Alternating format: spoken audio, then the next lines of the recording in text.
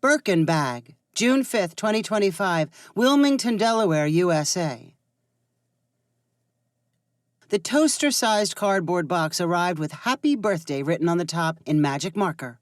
The return address listed Houston, Texas. Tania Mystery ripped into the box without a moment's hesitation. From under the packing paper, she pulled out a Birkin handbag made with soft black leather and silver clasps. She instantly recognized the design and the Hermes Paris logo.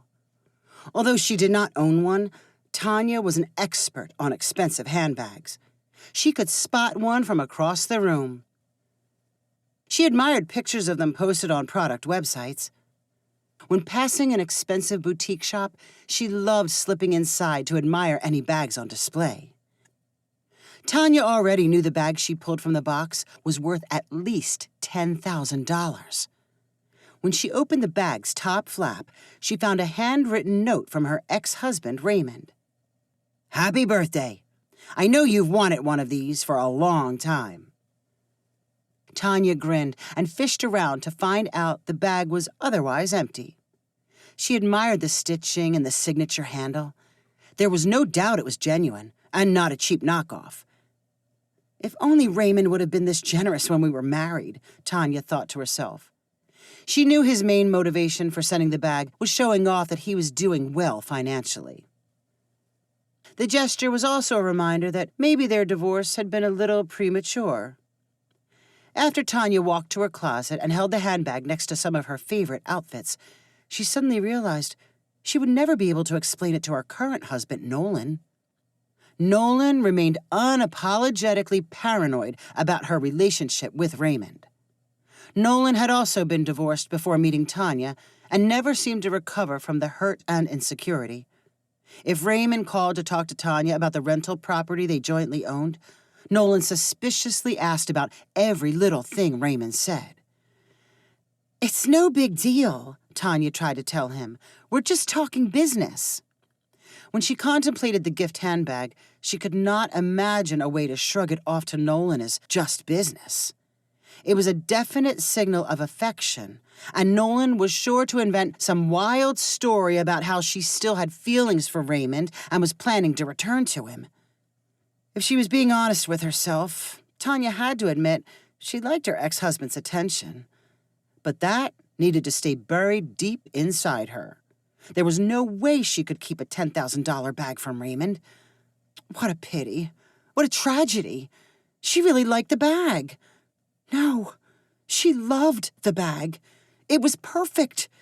If she was given $10,000 to spend on herself, that handbag is exactly what she would choose. She craved being seen with it. Those who appreciated style like she did would instantly recognize its value. She had to find a way to keep it without Nolan knowing it came from Raymond. Tania did some of her best thinking while in yoga poses. She got out her mat and stretched. While sitting cross-legged, a brilliantly simple plan came to her. By the time she met Nolan after work, she had it all worked out in her head and was ready for the big reveal. "I scrolled through Facebook Marketplace for a few minutes, and you'll never guess what I found today," Tania said innocently to her husband. "Don't make me guess. Just tell me." "Someone is selling an expensive bag for way less than it's worth. I don't think they know what it is." "But you do?" "Oh, yeah. I recognized it right away. I talked to them and offered $200. I figured it was worth the gamble." "Isn't that a lot for a purse?" Tania laughed sweetly. "Oh, honey, I know you don't understand my bag obsession, but if I'm right, $200 will be the deal of the century. I'm picking it up tomorrow." "They aren't shipping it to you?" "No, they live in Wilmington. I'll pick it up at their house." Nolan frowned and made a sound like he had bitten into a bitter cucumber. "I've read about Facebook Marketplace scams. They can be dangerous. They lure you someplace and rob you. I don't think you should go." Tania nervously replied, "But I really want the bag." "Then I'll get it for you.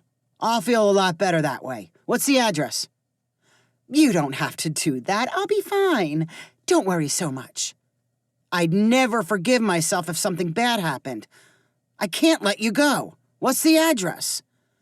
"Well, I don't have it yet," Tania answered in a flustered voice. Maybe we could go together. You could wait in the car just in case." "No, I want to do this for you, especially if they want cash, which I assume they do. I'll stop by tomorrow after work. Just send me the address when you get it." Nolan continued to insist he would pick up the lucky find. Tania tried arguing, but was afraid to push very far and arouse his suspicions. In the end, she agreed to send him the address as soon as she had it the next day. For the rest of the night and next morning, Tania's mind scrambled to think up a place Nolan could go for the pickup. If she had not been so eager to start using the handbag, she may have claimed the deal fell through and invented a new story for how she got the bag. But she was determined to make this story work.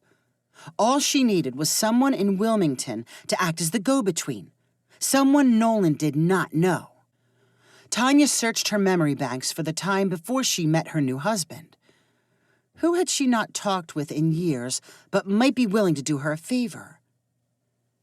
She called up Lana Vaslov, a woman she knew when working as a receptionist. After being pleasantly surprised, Lana's number still worked. Tania exchanged 2 minutes' worth of catching-up pleasantries. Then she got down to business. "Would you be willing to do me a favor and make a little money along the way?" "Depends on the favor and the money," Lana answered in a raspy voice. "It'll be the easiest $200 you've ever made. Let me come over and explain."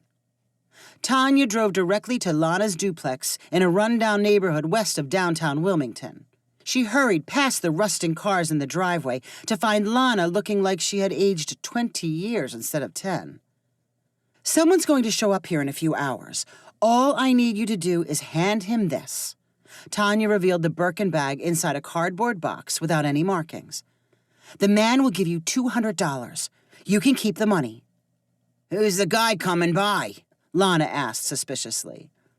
"He doesn't matter. The less you know about all this, the better. Just give him the bag and take the money." "How illegal is this?" "It's not illegal at all. It's just a complicated situation, and better if you don't know the details." Lana chuckled and grunted like she understood and had been part of many equally shady deals. Tania added, "If he asks where you got the bag, tell him you found it somewhere.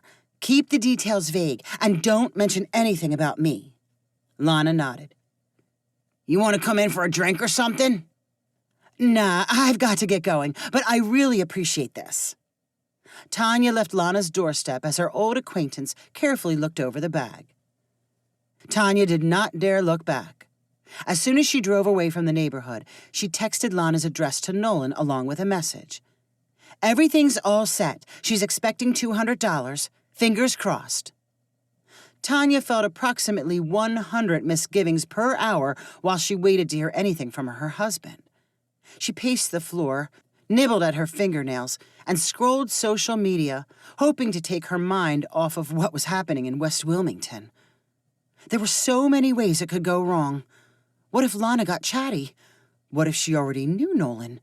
What if she simply decided to keep the bag? Tania had been very hasty to trust someone she barely remembered. Nolan was habitually predictable, so when he did not show up when expected, Tania's worry accelerated. She recalculated how long it might take him to make the diversion to Lana's house, and he was very behind, even the most generous schedule. Tania finally texted, "Everything okay? Did you find the place?" Nolan replied immediately, "All good. Coming home with the bag." Tania exhaled for a long minute and then smiled to herself. This was going to work. She heard Nolan arrive and met him at the door. He wore an equally satisfied grin and carried the cardboard box Tania had left with Lana. "You got it?" "Here it is. You want to close your eyes while I pull it out?" "No, just show it to me." Nolan unveiled a black leather bag with silver clasps, but it was not the Birkin. Tania knew instantly this was a Kate Spade bag worth about $200 at any department store. "I think it looks great," Nolan chirped before looking at his wife. Her face appeared to be tearing itself in two, partially trying to smile while also suppressing a scream. "Is there anything wrong? Is this what you were expecting?" "It's great. Yeah, it really is great, but I guess it's not quite what I was expecting." "It's not the steal of the century or whatever you called it?" "It's a nice bag. Don't get me wrong, but it's worth about $200. Nolan's face fell as he sighed. Then he perked up and said, "But if you look on the bright side, at least we didn't lose any money. And since you like the bag, I was hoping you could consider it your birthday present from me. I'm always afraid I'll choose something you don't like. This way, I know you'll be happy with it." "Yeah, okay," Tania answered in a completely distracted voice. "This is definitely the bag the woman gave you?" "Yeah, of course. What other bag would it be?" Tania put on her brightest fake smile. "Thanks for picking it up. It really is great. But I had a long day. My head is killing me. I need to go lie down in a dark room for a while." "Sure, whatever you need." Tania escaped into their bedroom and then into her walk-in closet. She turned out the lights, shut the door, and laid on the floor in complete darkness. Her head truly was spinning. Now she needed a plan to confront Lana and get the Birkin bag back. Her old buddy must have switched it out for the Kate Spade. But why? Why not simply keep the Birkin and refuse to answer her door when Nolan showed up? Tania wondered if she had a legal case against Lana.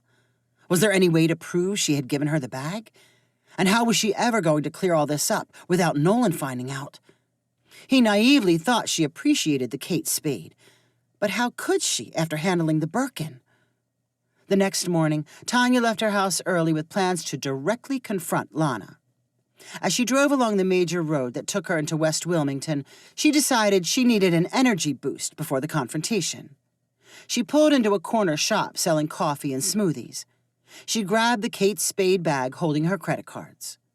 When Tania walked through the front door, she instantly recognized someone standing near the counter and waiting for an order. Candace, Nolan's ex-wife. She wore sunglasses inside and looked especially smug and self-satisfied. And then Tania saw it there hanging from Candace's arm. The Birkin bag, black with silver straps and an unmistakable style. Tania was sure she had handed that exact bag over to Lana. Now she stood in terrified confusion. Candace picked up a smoothie cup and traipsed toward the door.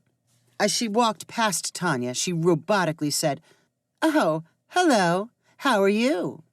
She continued walking without waiting for an answer. Tania remained frozen without screaming the 1,000 questions exploding in her head. The first one would have been, "Have you seen Nolan lately?" She was not sure who to blame. She left the smoothie shop without a drink and watched the Birkin bag drive off without her. If you enjoyed this story, please rank it on the website 500ironicstories.com. Please subscribe on the website to get weekly updates as new stories are posted. And please share with friends using the convenient links available.